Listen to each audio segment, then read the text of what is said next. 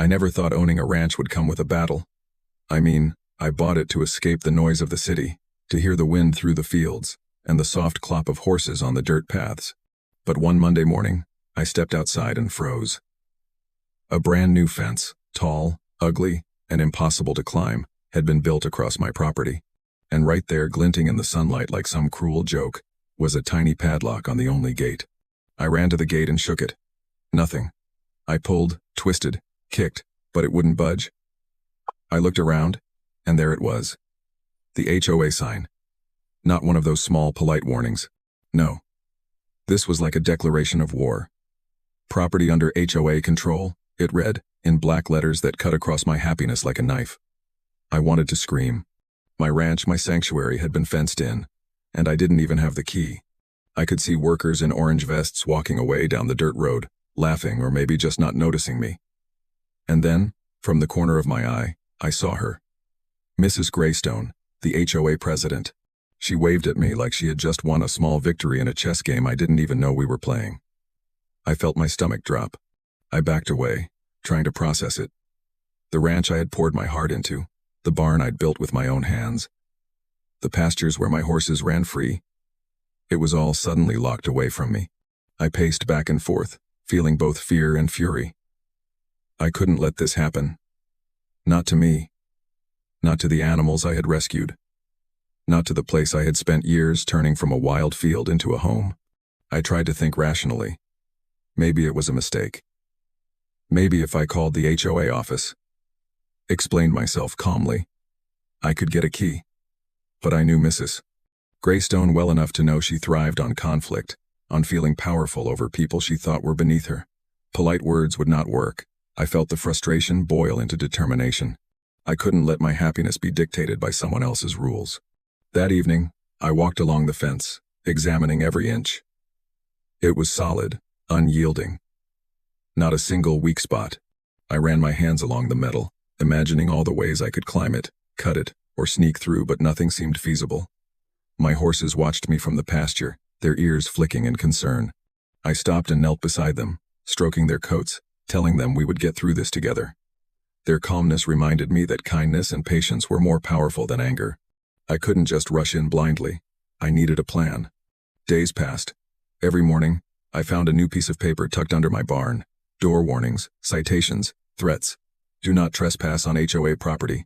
One read. Failure to comply may result in fines or legal action. Each note was more aggressive than the last, designed to intimidate me into submission. Yet, each time I read one, a fire grew inside me. They wanted me scared, but I refused to be. I started researching property laws, reading every rule I could find about easements, land rights, and HOA authority. I discovered that the fence was built on a narrow strip of land technically owned by the HOA, which they claimed gave them control over access to my property. The more I read, the more my anger mixed with clarity. I realized that to regain real freedom, I needed more than a key. I needed ownership. The only way to control the gate was to control the land it sat on. That night, I sat under the stars on my porch, looking over the pasture. My horses grazed quietly, the wind whispered through the trees, and I felt a sense of resolve. I remembered a lesson my father once told me. If someone is trying to take what's yours, don't just fight them, outsmart them. Kindness and cleverness together are unbeatable. I smiled at the memory, feeling my heart calm. My plan wouldn't be born from anger. It would be born from patience, strategy, and fairness.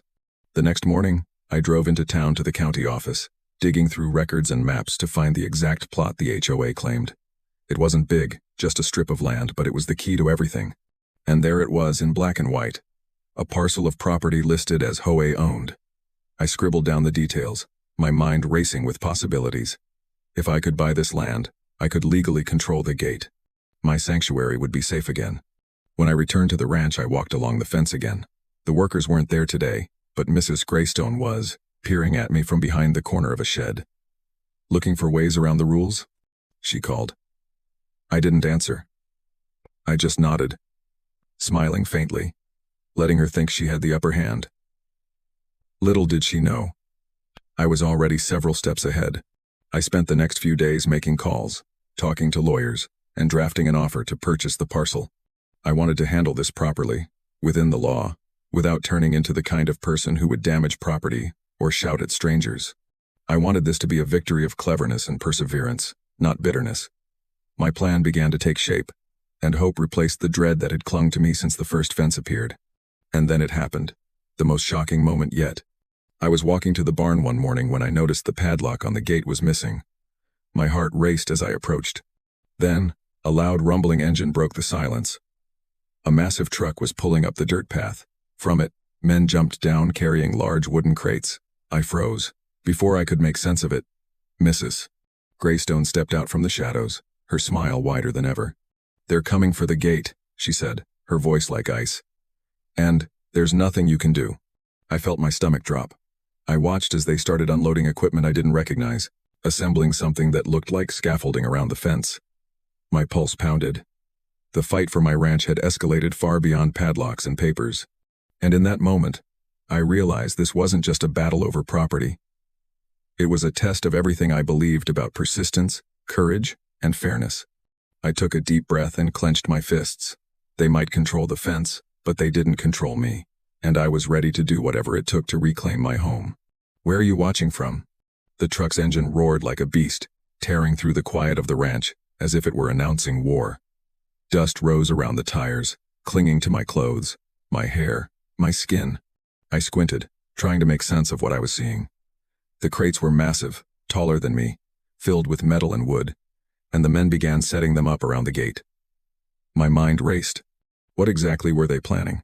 I had seen padlocks, citations, warnings, but this was something entirely new.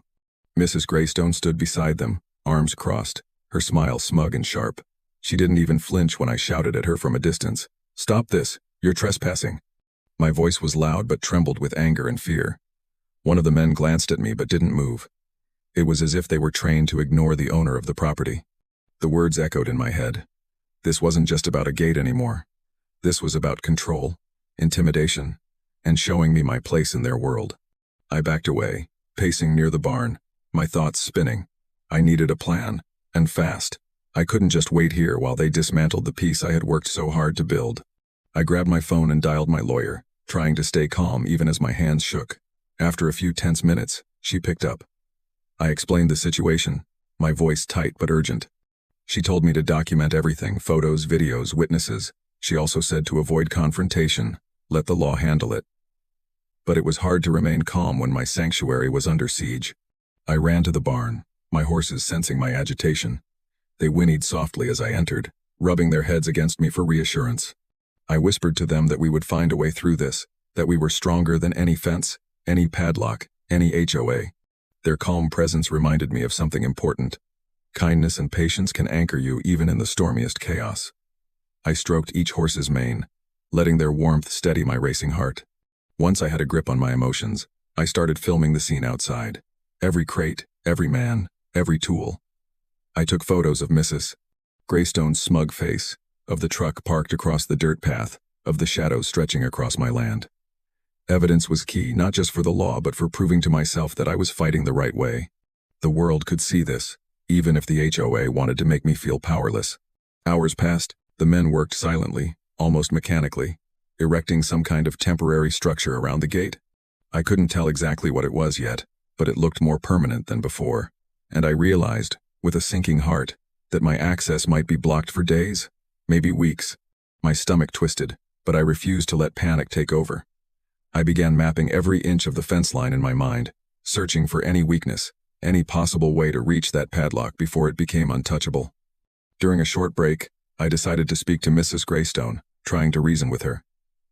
I stepped closer, keeping my hands visible so she wouldn't call the cops again.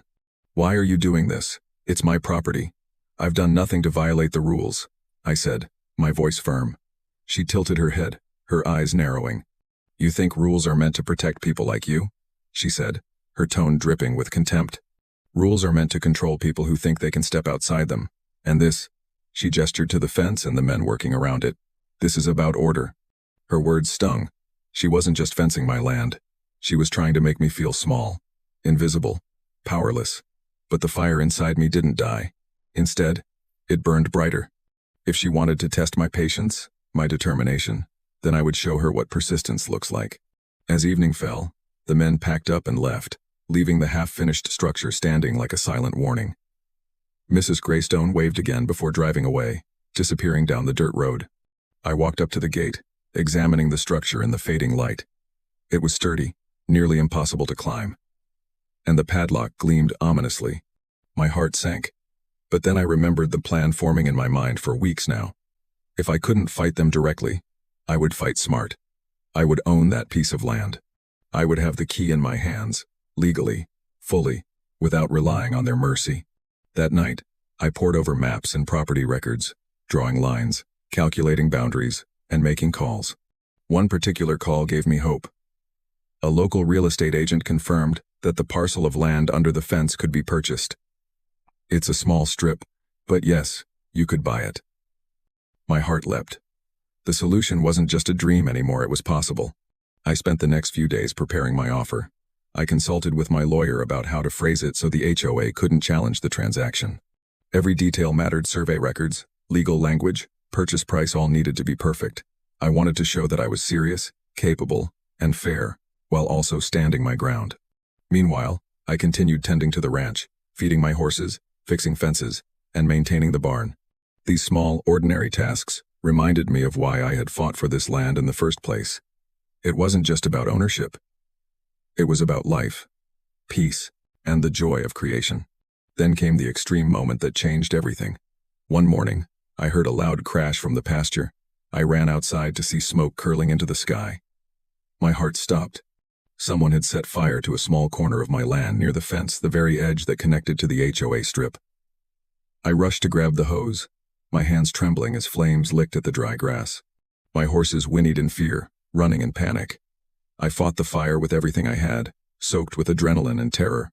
By the time the fire was out, a patch of pasture was scorched, the smell of charred grass filling the air. I looked at the fence, the gate, the looming structure, and felt a chill run down my spine. Mrs. Greystone hadn't even been near, but the message was clear. They wanted me to fear. They wanted me to retreat. But I stood tall, drenched in sweat and soot. My hands blackened, and I whispered to the land, to my horses, to myself, "We will not be broken. We will find a way." I walked back to the barn, heart pounding, mind racing with the knowledge that the fight was far from over. Something bigger than padlocks and fences had begun, and I knew that the next step I took would change everything. The smell of charred grass still lingered in the air as I walked back to the barn, my boots leaving dark prints on the dirt path. My hands were blackened from fighting the small fire. My chest burned with adrenaline, and my mind raced with questions. Who would do this? Who would dare set fire to my ranch, my sanctuary, my home? And most importantly, why? I looked at the fence, standing tall and unmoving against the fading sunlight, and felt a mix of fear and determination. The fire had been a warning, a message. I couldn't ignore it. I had to be smarter, stronger, faster. I needed a plan that would protect not only my property but my peace of mind. I took a deep breath and reminded myself, fear was only powerful if I let it control me. The next morning, I decided to take a step most people wouldn't. I walked to the edge of the burned area, inspecting the damage carefully. The grass was blackened, the soil scorched, but the fence was untouched. Whoever had done this had no intention of physically taking anything they wanted to scare me. And in that moment, I realized something crucial. They didn't understand me. They didn't know how stubborn I could be. I knelt by the burnt grass, touched the soil with my fingers, and whispered to it, to the land, to myself, "You and I are stronger than fear. We will not be broken."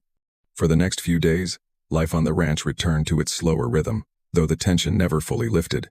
I repaired the small section of scorched pasture, replaced fences that had weakened over the years, and spent hours with my horses, brushing their coats and talking to them. These simple acts reminded me of why I fought for this place. It wasn't just about ownership. It was about life, about love, about the small moments that make every struggle worth it. The ranch gave me perspective, grounding me in patience and kindness even when the outside world felt like it was collapsing. I also began planning my next move regarding the HOA. I had consulted my lawyer, researched property laws, and confirmed that I could make an offer on the strip of land containing the gate. But this wasn't just about money, it was about strategy. I had to approach this carefully, calmly, without giving Mrs. Greystone a reason to escalate further. Every word I wrote in my offer, every number I suggested, every legal form I filled out, was deliberate. I wanted to show fairness, clarity, and seriousness. Then, one evening, as the sun dipped below the horizon and painted the sky with shades of orange and pink, something unexpected happened. I was walking along the edge of the pasture when I saw movement near the woods bordering my property. My heart skipped a beat. Someone was there, crouched low, almost invisible in the shadows. I froze, unsure whether to approach or retreat. My instincts screamed danger, but curiosity and courage pushed me forward. As I got closer, I realized it was a young man, maybe in his 20s, holding a camera. He jumped slightly when he saw me, raising his hands in surrender. I'm not here to hurt you," he said quickly, his voice trembling. I'm documenting the HOA. They're doing things they shouldn't." I blinked, taken aback. This was unexpected. For the first time, I realized I wasn't alone in noticing how extreme the HOA's behavior had become. Someone else was watching. Someone else understood. I introduced myself, and he explained that he had been recording the HOA's activities over the past few weeks, including their work on my property.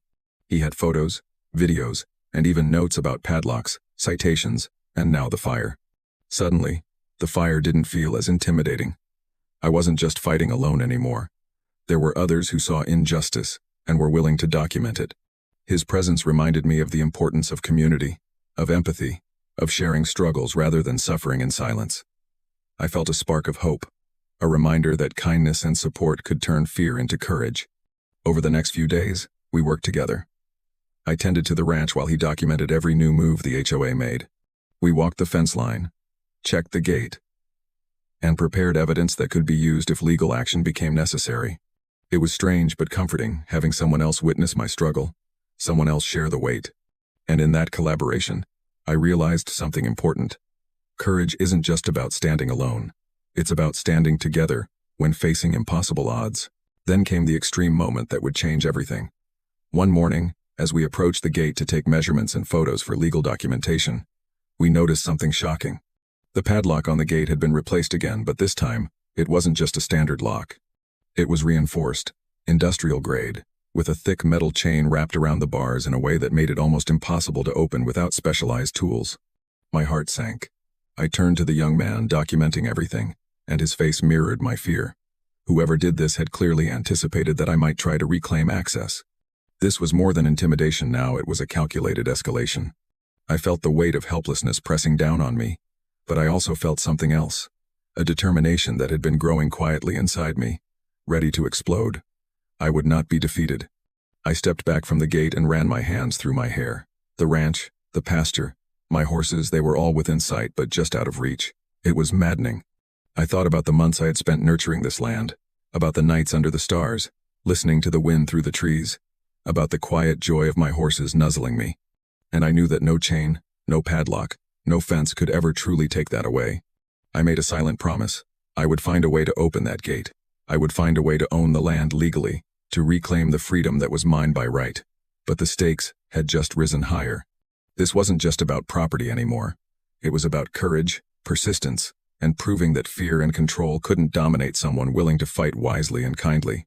The reinforced padlock glinted in the morning sun, mocking me from across the gate. I pressed my forehead against the cool metal bars, feeling the chain dig slightly into my palm, and took a deep breath.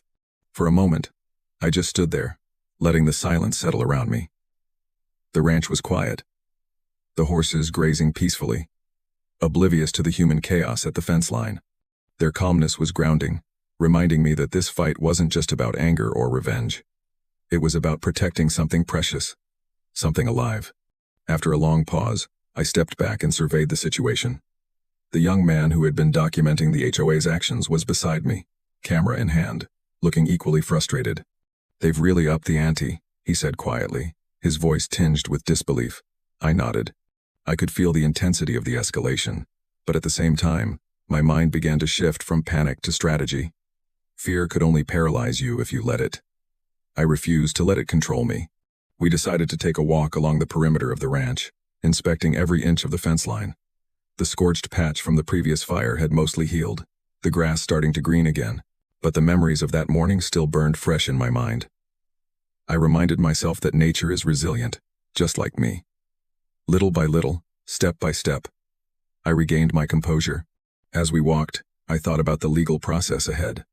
Buying the strip of land under the gate would give me the leverage I needed, but I couldn't rush. I had to handle it carefully, methodically, to avoid giving Mrs. Greystone or the HOA any reason to escalate further. Patience, kindness, and persistence, those were the tools I would wield. I began drafting a detailed plan for approaching the HOA legally, including contingencies in case they tried to block the sale. Every decision had to be precise. There was no room for mistakes. Back at the barn, I tended to the horses, brushing their coats, feeding them, and making sure they felt safe, despite the tension outside. Their quiet companionship reminded me why I fought so hard for this place. Life was fragile, fleeting, and precious. Protecting it required courage, but also empathy. I couldn't let anger consume me. I had to act with fairness and integrity, even in the face of hostility. That afternoon, I contacted the real estate agent again, clarifying details about the HOA-owned strip. She confirmed that it was indeed for sale, though it would require careful negotiation. I felt a spark of hope. If I could secure that land, the gate, and my access to the ranch would legally be under my control. The idea made my heart race. But I reminded myself to stay calm. Impulse decisions could backfire. I needed strategy, patience, and a clear mind. Over the next few days, I prepared the necessary paperwork, consulted my lawyer, and documented everything. The young man continued his documentation, capturing photos of the fence, the gate, and the padlock. We also began cataloging every interaction with the HOA, every note, every warning, every subtle threat. Each piece of evidence strengthened my resolve. I realized that even in the face of intimidation, preparation, and knowledge could become a powerful shield. Then, one evening, something unexpected happened. A neighbor, who had witnessed some of the HOA's actions from a distance, stopped by. She was an older woman, kind-eyed and gentle, who had lived in the area for decades. "I've seen how they treat you," she said softly. "It's not right. You don't deserve this." Her words struck a chord. In the midst of conflict, small acts of empathy and kindness could feel like a lifeline. It reminded me that the world wasn't entirely against me, that allies existed in the most surprising places. She shared stories of her own struggles with the HOA, tales of neighbors who had been harassed, fined, or pressured for no good reason. Listening to her, I realized that my fight wasn't just personal. It was part of a larger story of people standing up for what's fair and just. I felt a renewed sense of purpose. I wasn't just protecting my ranch. I was defending the principles of fairness, respect, and kindness, in a world that often seemed to reward cruelty. The following morning, I returned to the fence, feeling more grounded than before. The padlock and chain still held firm, but I wasn't intimidated. I knew that my plan, legal, careful, and patient, would work. All I needed was the right timing, the right approach, and a steady resolve. My eyes scanned the horizon, imagining what it would feel like to finally have the key in my hand, to open the gate, and reclaim my freedom. But the peace was short-lived. That afternoon, I noticed movement near the back of the property. At first, I thought it was wildlife, but then I realized someone was lurking near the barn. I approached cautiously, heart pounding, only to find two men in suits different from the workers I had seen before walking confidently across my property without permission. They carried clipboards and looked official, but their presence felt threatening. One of them called out, "We need to inspect the fence and property. HOA request." My stomach twisted. This was an escalation. They weren't just reinforcing control, they were trying to intimidate me directly, showing that the HOA had resources, influence, and a willingness to cross boundaries. I felt a surge of anger, but I reminded myself to stay calm. I couldn't afford to lose control. Not now. I stepped forward, keeping my voice firm but polite. "This is private property. You have no right to be here without permission. I am documenting everything." The young man with the camera moved closer, capturing every word and movement. The men paused, exchanged glances, and then retreated, muttering under their breath. My heart pounded, but I felt a small victory. I had stood my ground without escalating violence. As the sun began to set, painting the sky in shades of orange and purple, I walked back to the barn, reflecting on the day. The ranch, my horses, my sanctuary. It was worth every moment of struggle.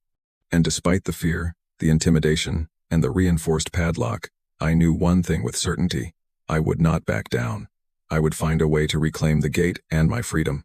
But just as I was about to close the barn door, I heard a loud, metallic crash from the direction of the gate. My blood ran cold. I ran outside to see the men from the truck earlier back again, but this time, they weren't alone. They had brought heavy equipment, and their intentions were clear. The gate, the fence, my ranch, all of it was about to be challenged in a way I hadn't anticipated. The metallic crash echoed across the ranch like a gunshot. My heart slammed against my chest as I ran toward the gate, adrenaline surging through my veins. The men were back, and this time, they weren't alone. Behind them, a flatbed truck pulled up, loaded with heavy equipment. I didn't recognize hydraulic tools, ladders, and what looked like reinforced metal panels. The sight made my stomach twist. They weren't just reinforcing the fence anymore. They were preparing to make permanent changes, alterations that could lock me out entirely. Mrs. Greystone was there too, standing slightly back, arms crossed, as if she were overseeing some elaborate performance. Her gaze met mine, and I could see the cruel satisfaction in her eyes. "Thought you could outsmart us?" she said, her voice calm but cutting. I felt a surge of fury but forced myself to take a step back and breathe. Anger might feel good in the moment, but patience, strategy, and careful action would win the long game. I raised my camera phone to record everything. Evidence was my ally now. The more I documented, the stronger my position would be if this went to court. The young man who had been helping me over the past weeks grabbed his camera as well, moving closer to capture the scene. Together, we became witnesses to a struggle that wasn't just about a gate or a fence, but about justice, persistence, and standing up for what's right. The men began unloading the equipment, speaking to one another in low tones. I didn't understand most of what they were saying, but I could see the intent. This was about intimidation and control. My mind raced. I thought about calling the police, but I knew from past experiences that the HOA had connections, and an official visit might only escalate things further. I had to act smart. I had to be clever. I had to find a way to protect my property without losing my integrity. I stepped closer, keeping a safe distance, and said firmly, "You are on private property. You have no right to be here without permission. Leave now, or I will contact authorities." The men glanced at me briefly, then went back to their work, seemingly unfazed. Mrs. Greystone's smirk widened. She was testing me, gauging how far I would go. But I stood my ground, letting her see that fear would not control me. After what felt like hours, the men left temporarily, taking the truck and equipment with them. "Mrs." Greystone lingered a moment longer, giving me a glance that felt like a warning, and then drove off in her black SUV. I exhaled, leaning against the fence, trying to calm the rush of emotions. My body shook from adrenaline, but beneath it all, I felt something stronger resolve. I couldn't let this stop me. I would fight smart, legally, and patiently, until I reclaimed what was mine. The following days were quieter, but tension hung in the air like a storm cloud. I spent my mornings tending to the ranch, feeding the horses, checking fences, and making sure the pasture remained safe. These small, ordinary acts were grounding, a reminder of why I fought for this place. I also spent hours preparing my offer to buy the strip of land containing the gate. Every document, every calculation, every form had to be perfect. Precision and care would be my weapons, kindness and integrity my shield. During this period, the young man helping me shared more evidence he had gathered. Photos of the HOA workers, records of past actions against neighbors, videos of the fire, and the reinforced padlock. It was an incredible resource, but it also reminded me how persistent the HOA had been in trying to intimidate me. I felt a mix of fear, respect for their determination, and determination of my own. I wasn't just fighting to reclaim a gate, I was standing up for fairness and justice. One afternoon, while walking along the pasture, I noticed a small act of kindness from a neighbor. Mrs. Harper, who lived 2 plots down, had left a tray of cookies and a note. "Thinking of you.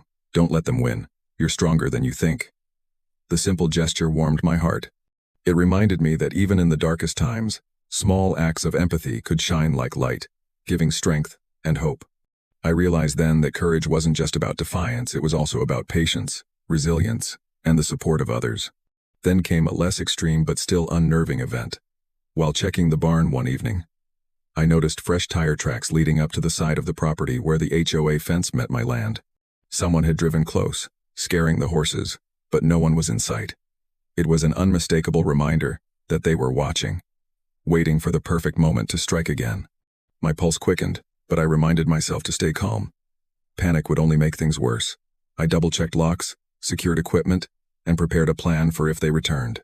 Weeks passed, and the offer to purchase the land was finally ready. I had double-checked every detail with my lawyer, ensuring that it was precise and legally binding. It was time to act. The next morning, I submitted the offer to the HOA's legal department. My heart raced as I imagined Mrs. Greystone opening it. I knew the moment I handed it over, the balance of control could shift if they accepted. I would finally hold the key to my own freedom. But then, the extreme event struck again, in a way I never anticipated. That evening, as I returned to the ranch after a brief trip to town, I saw smoke rising in the distance. My heart skipped a beat. Not again, I thought. I ran toward the source, my boots pounding against the dirt path. My stomach twisted in fear, adrenaline pumping through every vein. The fire was closer this time, licking at the edges of my property near the barn. Flames danced dangerously close to the fences I had fought so hard to protect. I grabbed hoses, buckets, anything I could use, and started dousing the flames, my muscles burning, my hands blistered. The young man arrived moments later, helping me direct water and move equipment out of the way. The fire was aggressive, the smoke thick and suffocating, but we worked together tirelessly. Hours passed before the last flame died, leaving a charred reminder of the struggle, but also a feeling of triumph. We had survived, protected most of the ranch, and refused to yield. I stood there, soaked and exhausted, watching the smoke curl into the sky. The reinforced padlock, the fence, the intimidation, it all felt more threatening now. But I also realized something crucial. No matter how much they tried to scare me, I had allies, I had evidence, and I had a plan. The fire had been an attempt to intimidate, but it had only strengthened my resolve. The smell of smoke still lingered in the air as I walked the scorched edges of my ranch. My boots pressed against blackened earth, and the faint crackle of burned grass underfoot reminded me of how close we had come to losing everything. The padlock on the gate gleamed in the morning sun, unyielding and menacing, like a symbol of the battle I couldn't yet win. But even as fear gripped me for a moment, I felt a steely resolve hardening in my chest. They could try to intimidate me, destroy patches of my land, or block my access. But they couldn't crush the fire inside me. The young man who had been documenting the events arrived early that morning, camera in hand. His presence was a comfort, a reminder that I wasn't alone in this fight. We walked along the fence line together, cataloging every detail of the damage, every footprint left by intruders, every tool and padlock that had been used against me. It was exhausting, but I reminded myself that diligence and preparation were my weapons. Stronger than fear. After documenting the damage, we returned to the barn, and I set about repairing the minor destruction caused by the fire. I worked methodically, hammering and nailing, shoveling dirt and clearing charred grass. The physical labor grounded me, giving me purpose amidst the chaos. My horses watched silently, their eyes calm and understanding, as if they knew this was about more than just fences. It was about protecting the life we had built together. I found solace in these small, ordinary acts, the daily rhythm of care and responsibility that reminded me why I loved this place so fiercely. Once repairs were underway, I returned to my office inside the farmhouse, where piles of papers, maps, and legal documents awaited me. The offer to purchase the strip of land under the gate had been submitted days before, but I hadn't yet received a response. My lawyer had assured me that these things could take time, but the waiting gnawed at my nerves. I double-checked every form, every signature, every clause, reminding myself that patience and thoroughness were essential. Acting impulsively could give the HOA an excuse to reject my offer. As afternoon fell, I decided to take a short walk through the pastures. The sun was warm, and a light breeze rustled the leaves of the trees. The horses nickered softly as I approached, and I stroked their coats, letting the calmness of nature soothe the tension that had built over weeks. In these quiet moments, I reflected on the strange balance of fear and hope that had become my daily life. I had been tested repeatedly, fires, reinforced locks, threats. But each time, I discovered a deeper strength within myself. Kindness and empathy weren't just gestures, they were anchors, guiding me through storms. As I walked, I noticed movement near the tree line at the edge of the property, My heart skipped a beat. Could it be intruders again? I approached cautiously and found a small group of neighbors standing quietly, their expressions a mix of concern and determination. Mrs. Harper, who had brought me cookies weeks ago, was among them, along with a few others who had experienced their own struggles with the HOA. They had come to support me, offering both moral encouragement and practical assistance if needed. Their presence was a revelation. I realized that this fight was not just mine, it was part of a larger community struggle. People cared, and that support gave me courage. I thanked them, feeling a warmth that pushed back against the fear that had dominated the past weeks. Even in the face of intimidation, solidarity, and shared purpose created strength that no fence or padlock could overcome. That evening, I returned to the farmhouse to review the latest photos and footage the young man had taken. As we examined the images, I noticed something troubling. In some of the photos, subtle changes to the fence were visible: small metal brackets, freshly painted sections, and slightly shifted posts. The HOA had clearly returned while we weren't watching. They were being strategic, careful, and relentless. I felt a shiver of unease but reminded myself that evidence was power. Every photo and video would support my case if the situation escalated further. Late that night, I couldn't sleep. My thoughts kept returning to the reinforced padlock, the fires, and the creeping realization that the HOA would not stop until they had complete control, or at least thought they did. I paced the floor, recalling lessons my father had once taught me. Courage isn't the absence of fear. It's taking the right action even when fear is present. I realized then that the real battle wasn't about locks or fences. It was about persistence, clarity of purpose, and maintaining integrity in the face of relentless pressure. As dawn broke, I returned to the gate. The reinforced padlock gleamed once more in the rising sun, but today it felt different. I wasn't paralyzed by fear. I was focused on strategy. My lawyer had confirmed that the HOA was legally obligated to respond to my offer to purchase the land. I could act within the law, and with patience, I would regain the key to my freedom. I pressed my hands against the cold metal, imagining what it would feel like to hold the key in my own hands. The image filled me with determination. But then, the extreme event struck again. Unexpected, audacious, and terrifying.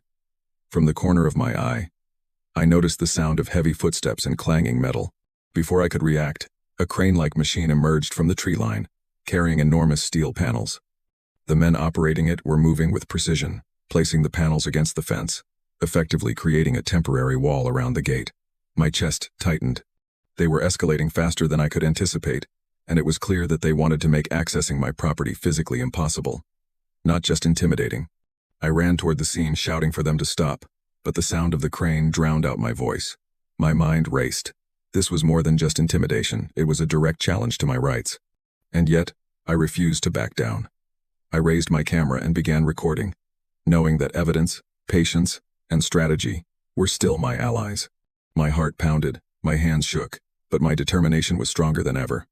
The young man arrived moments later, capturing every movement. Together, we documented the audacity of the act, understanding that this would not be the last escalation. But deep down, I knew one thing: fear would not control me. I would find a way through, legally, patiently, and wisely. The crane's metal arms gleamed under the morning sun as it positioned the massive steel panels, slowly but deliberately sealing the gate in a wall of cold, unyielding metal. I stood frozen for a moment, my heart hammering in my chest. My sanctuary, the place I had nurtured and loved for years, felt suddenly caged, boxed in, controlled by people who didn't care about me or my land. I wanted to scream, to run, to do something, anything, but I knew I had to stay calm. Panic would give them power, strategy would take it back. The young man documenting everything was beside me, camera poised, capturing every detail: the crane, the men, the new steel barrier, and the horrified look on my face. It was terrifying, but the presence of another ally reminded me that I was not powerless. My hands shook as I recorded my own footage, talking calmly into the camera, narrating everything I could see, everything that had happened. Evidence, I reminded myself, was my weapon. In the end, facts and persistence would prevail over intimidation. Once the men finished, the crane retreated, leaving the steel panels standing like an unyielding wall. I stepped closer, examining the structure. It was solid, almost impervious, and the reinforced padlock on top made it clear that they intended to make access impossible without their permission. My stomach twisted, with a mix of fear and determination. They had escalated the conflict again, but I refused to let it defeat me. I turned to the young man, who whispered, "We need to plan our next move carefully. This is bigger than we thought." I nodded, realizing that we had to combine patience, strategy, and legal action more than ever. The next few days were quieter but filled with tense planning. I worked tirelessly on the ranch, repairing minor damages from previous fires and reinforcing fences where I could. Every nail I hammered, every board I replaced, reminded me why I had fought for this land. The routine, simple work grounded me and gave me strength to face the ongoing intimidation. My horses, sensing my focus, moved calmly around me, their presence a comforting anchor. Their trust and calm reminded me that life continues even in chaos, and that empathy and patience could be more powerful than anger. I also prepared the legal documents and finalized the offer to purchase the strip of land containing the gate. Every clause had to be precise. I consulted with my lawyer repeatedly. This wasn't just about buying land, it was about regaining control, ensuring my rights, and showing the HOA that intimidation would not win. I understood that patience and legal strategy were just as important as courage in facing this challenge. One afternoon, as I walked the perimeter of the ranch, I noticed something unusual near the back pasture. Footprints. Fresh footprints leading from the forested edge of my property to the fence line. I froze, realizing that someone had returned while I was busy with routine chores. The footprints weren't large, but they were deliberate, careful. Someone had been here, likely observing, maybe planning. I felt a shiver run down my spine. But I reminded myself to remain calm. Fear wouldn't solve anything. Careful observation would. Later that evening, neighbors stopped by again. Mrs. Harper brought tea and snacks, offering quiet support, while another neighbor shared tips on protecting property against intruders. Their empathy reminded me of a simple truth. Even in moments of extreme pressure, human kindness can offer clarity and strength. Listening to their stories and advice gave me a renewed sense of determination. I realized that courage wasn't just a personal trait, it could grow when supported by community, patience, and empathy. Then came a smaller but still unnerving event. As I returned to the barn late one night, I noticed the faint glow of a flashlight near the edge of the property. Someone was moving cautiously, trying not to be seen. My heart raced, but I stayed quiet, observing. The intruder paused near the steel panels, shining the light briefly before disappearing back into the darkness. It was a reminder that the HOA or someone allied with them was still actively monitoring my property. The constant pressure was exhausting, but it also reinforced my resolve. I could not allow fear to dictate my actions. Weeks passed in this tense rhythm. The young man continued documenting everything. Neighbors offered support, and I maintained the ranch with care and determination. The offer to purchase the land remained under review, and my hope rested on the idea that strategy and patience would ultimately succeed. I reminded myself daily, the battle wasn't just about fences and padlocks, it was about resilience, integrity, and standing up for what is right. Then, the extreme event struck once more, sudden and shocking. One morning, as I approached the gate to check the steel panels, I noticed smoke curling over the fence, not far away, but dangerously close. Flames were rising from the edge of the property near the panels, spreading quickly toward the reinforced structure. I ran, heart racing, shouting for the young man to help. The horses whinnied in fear, fleeing toward safer parts of the ranch. The fire wasn't just a threat to the land anymore, it was a direct attack on the gate. The symbol of my struggle, buckets of water, hoses, and desperate effort, weren't enough to completely contain the fire immediately. Smoke filled my lungs, stinging my eyes. But I worked tirelessly, directing the water with determination, refusing to give in to fear. Hours passed before the last flame died, leaving charred grass and scorched earth behind. The steel panels remained intact, but the message was clear. Intimidation had escalated, and I had to be ready for anything. I stood there, soaked and exhausted, watching the aftermath. Fear, anger, and determination swirled together, but one thing remained constant. I would not let them win.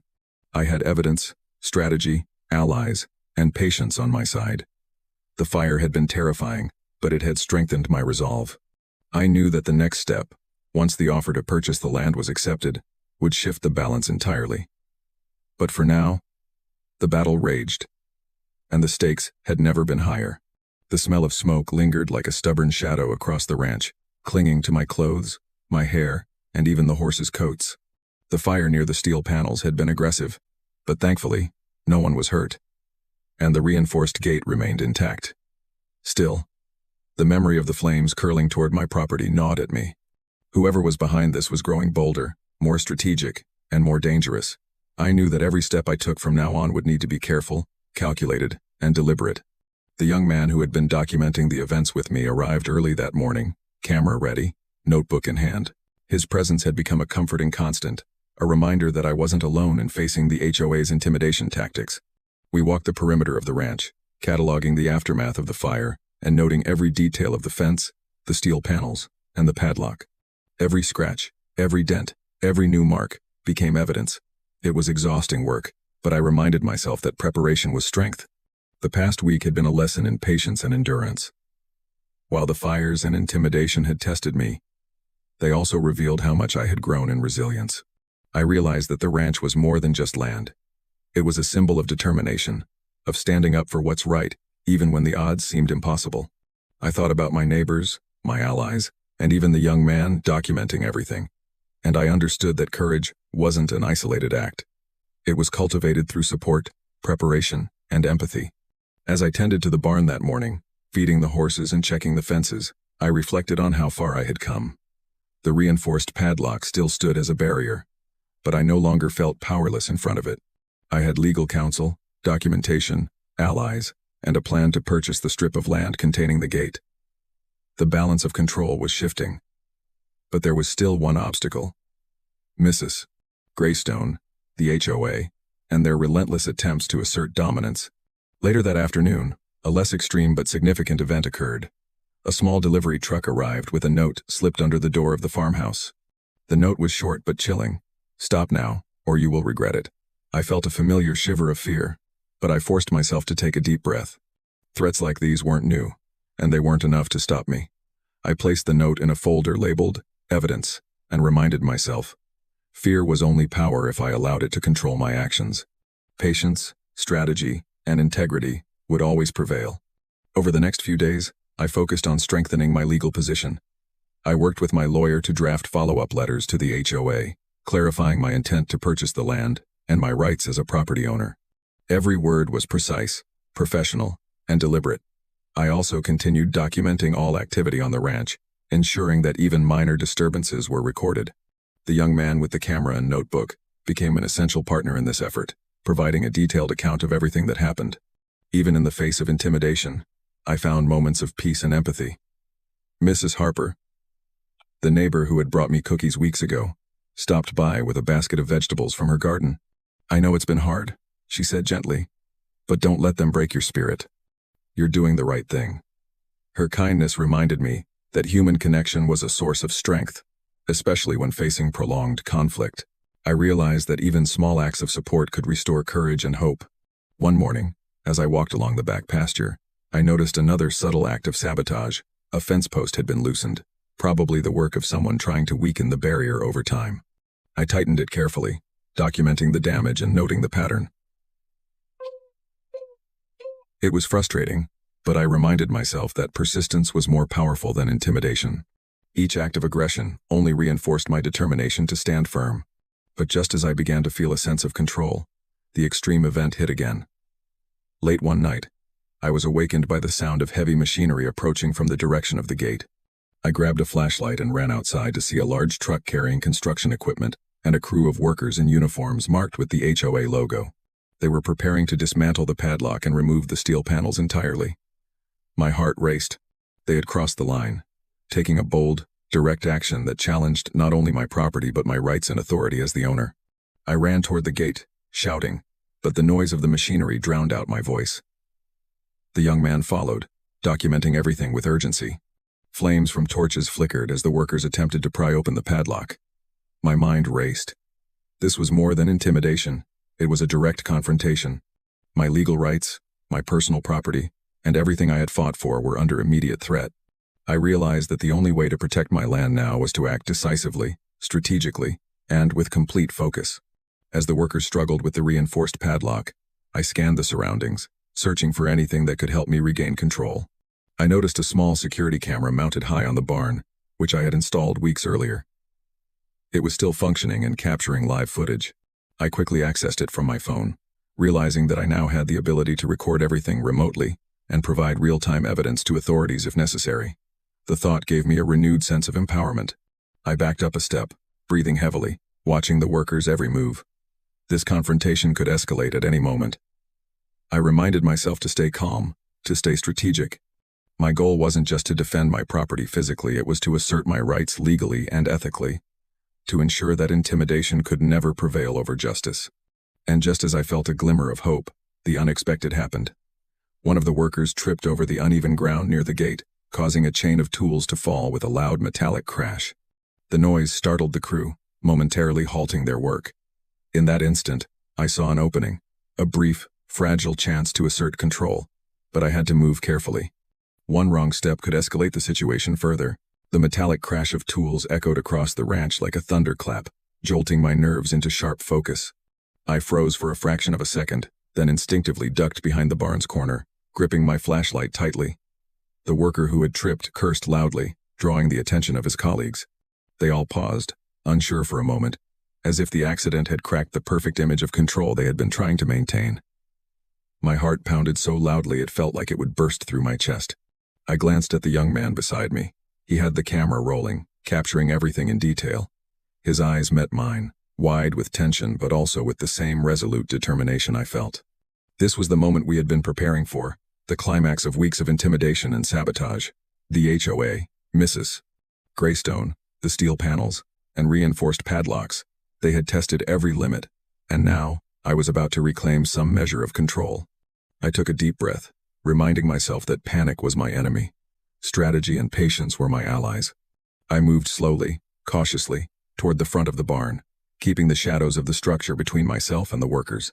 My goal wasn't to confront them physically, it was to assert authority legally and strategically, to show them that intimidation could not overpower patience and preparation.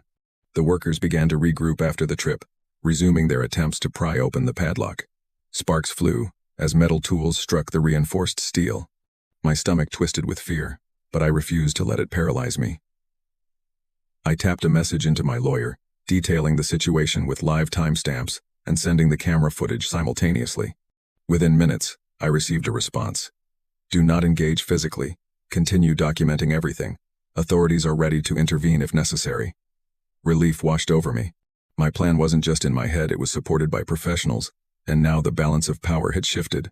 I took a few steps closer to the gate, speaking loudly enough to be heard over the commotion. This is private property. You have no right to dismantle my gate or enter without permission. Stop immediately, or you are trespassing. The words felt powerful in my mouth, carrying authority and clarity.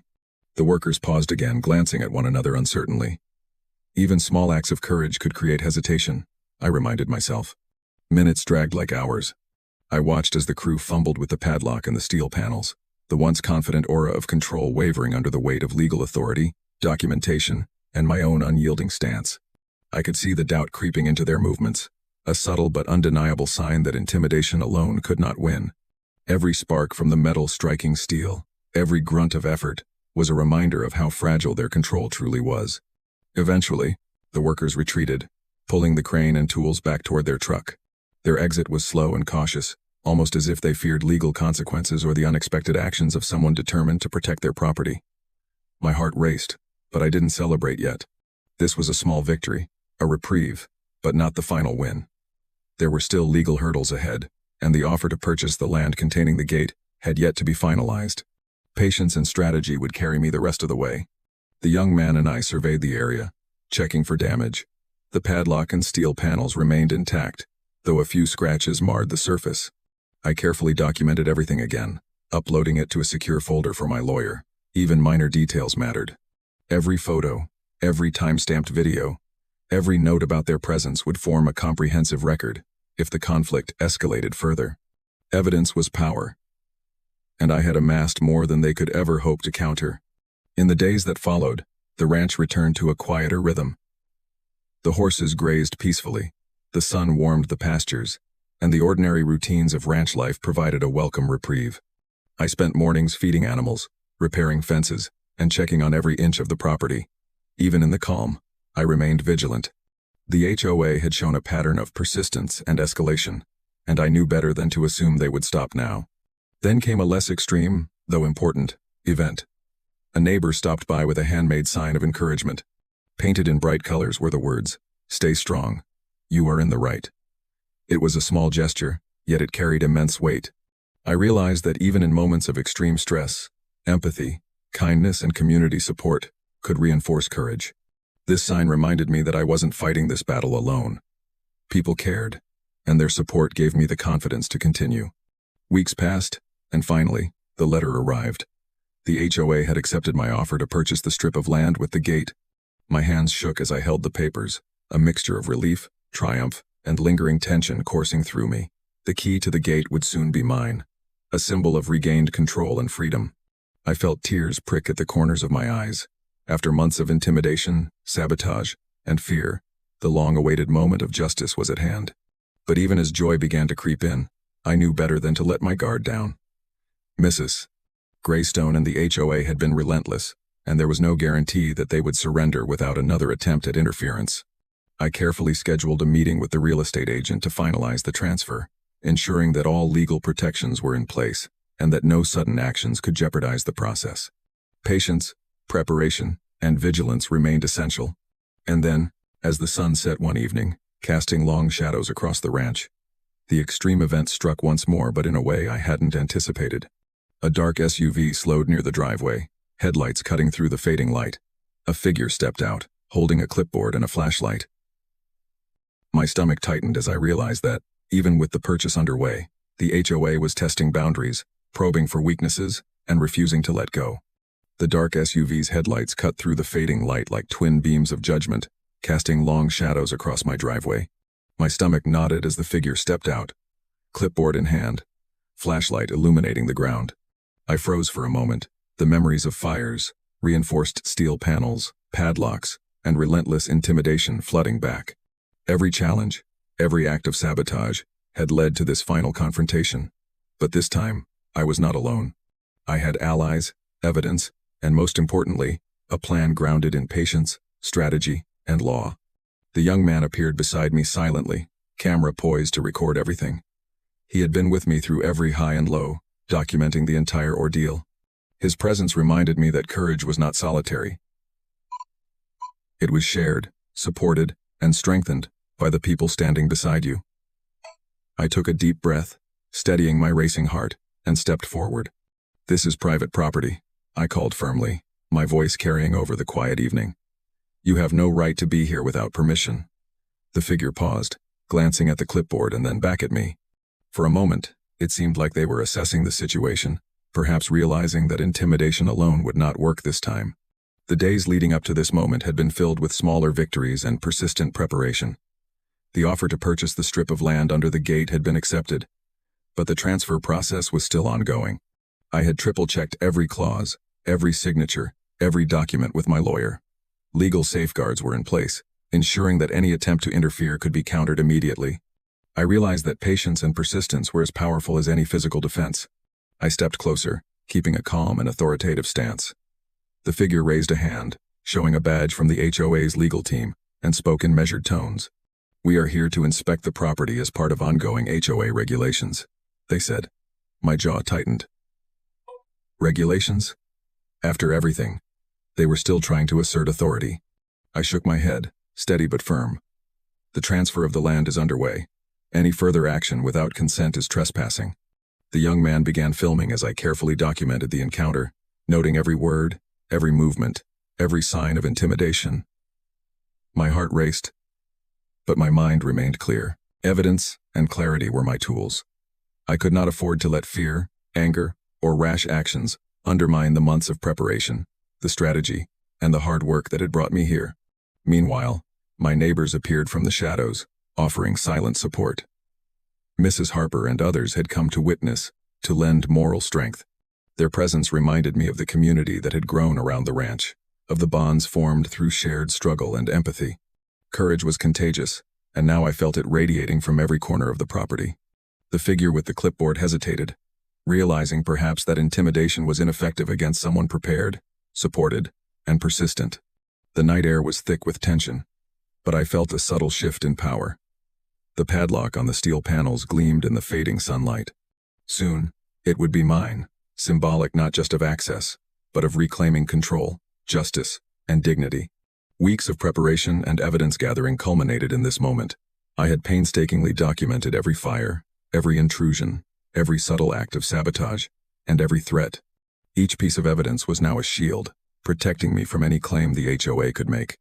I understood that real strength lay not in brute force or intimidation, but in patience, legality, and persistence. Suddenly, the tension broke as the figure stepped back and said, "We will return another time." It was a small retreat, but enough to signal the weakening of the HOA's intimidation. I exhaled deeply, my body trembling with a mix of relief and anticipation. This was the last major test before the transfer of the land and the key to the gate was completed. Over the next few days, the legal process moved swiftly. I signed the final documents, witnessed by my lawyer, neighbors, and the young man who had supported me throughout the ordeal. When the official handed me the key to the gate, my hands shook as I held it for the first time. It was heavier than I expected, not in weight, but in significance. This key was more than a metal object. It was a symbol of justice, persistence, and reclaiming what was rightfully mine. I walked to the gate, unlocked the padlock, and swung it open. Sunlight streamed through the opening, illuminating the path ahead. The steel panels no longer felt like barriers. They were relics of the struggle. Reminders of the intimidation, fear, and persistence that had shaped this victory. The ranch was mine once again, fully accessible, fully under my control, and fully a place of peace and freedom. In the following weeks, life returned to a steady rhythm. The horses grazed peacefully, the pastures flourished, and the barn echoed with ordinary sounds of daily ranch life.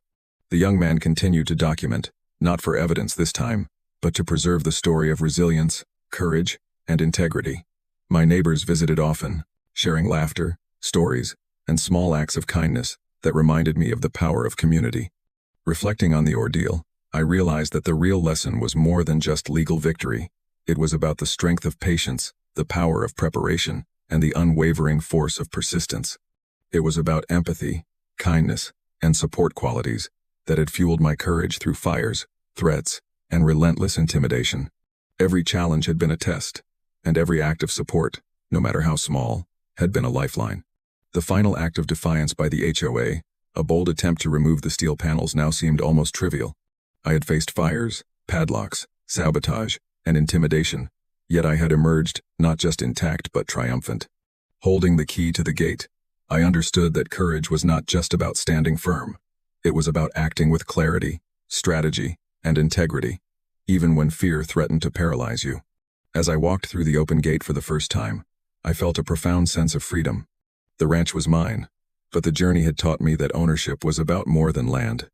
It was about standing up for what is right, protecting what you love, and trusting in patience, strategy, and the power of community. Where are you watching from?